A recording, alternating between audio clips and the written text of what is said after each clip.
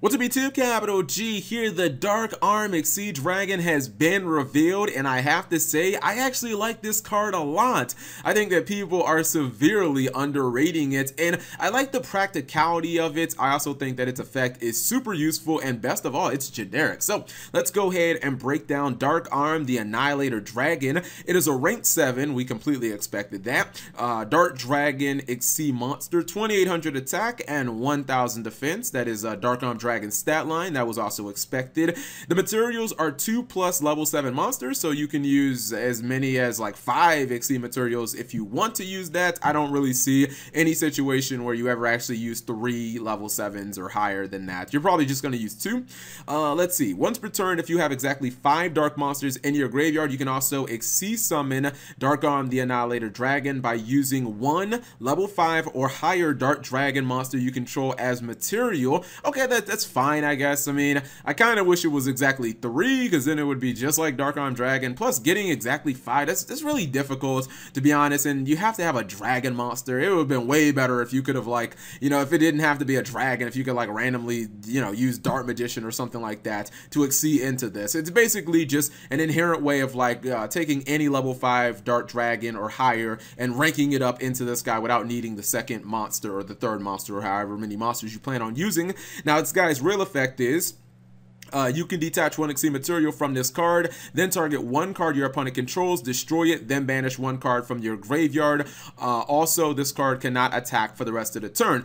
Okay, so I've seen a lot of the first impressions of Annihilator Dragon posted online, and for some reason they seem to be overwhelmingly negative, and I have to say, I just don't get it with this card. I think that this card is actually pretty good. First off, it's completely generic, so you can summon this in Dark Magician, you can summon it in your Odd Eyes deck. If you want to play Mermill and use it, I mean, I wouldn't recommend it all that much in Mermill, because I don't think Mermill have that much need for extra removal, but you can summon it in that, and really when you look at the meat and potatoes of this card effect, it's just straight up simple spot removal. And when has spot removal ever been bad in Yu-Gi-Oh? Especially when you can get rid of 2 cards on your opponent's side of the field during that turn. I mean, this is not a hard once per turn, and you think about this, being able to crack a full pendulum scale, being able to get rid of 2 of your opponent's monsters. Another thing people might not understand about this card can attack and use the effect in the same turn. It just has to attack first, which means this card can technically kill 3 monsters in a turn. Like, that is legitimate.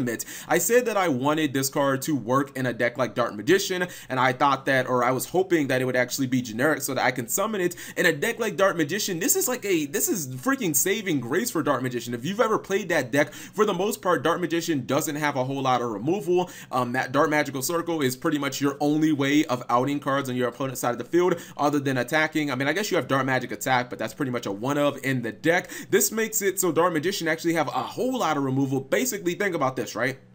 Think about if you use Circle in a turn, then you XYZ for this, maybe you attack a monster, and then you end up popping 2 more cards in main phase 2. Like, that's 4 cards essentially that you can take out in 1 turn with Dark Magician. Even if you didn't use the battle phase, then you'd still be able to get rid of 2 cards with this, and then 1 card with Circle with Dark Magician, as long as you have cards in the graveyard. I think the whole you having to banish a card from your graveyard is completely fair. That's not anything that's going to stop people from blowing up 2 cards. And when I really look at this card, it's just practical, since when is being able to blow up 2 cards in a turn bad? So let me know what you guys think of Dark Arm the Annihilator Dragon in the comment section below. Obviously, Shonen Jump kind of oversold these cards because they were hyping them up as if they were going to be just as good as the originals, and none of these cards are as good as the originals. But to me, this one is actually a keeper, especially considering that a couple of them are actually trash. I just look at this card and it's just practical. Like, spot removal is always going to be good in Yu-Gi-Oh, and a spot removal card that kills 2 in 1 turn, like, I'll take that any day of the week. So thank you guys for watching. As always, subscribe if you have not already. Turn on that notification bell for daily videos.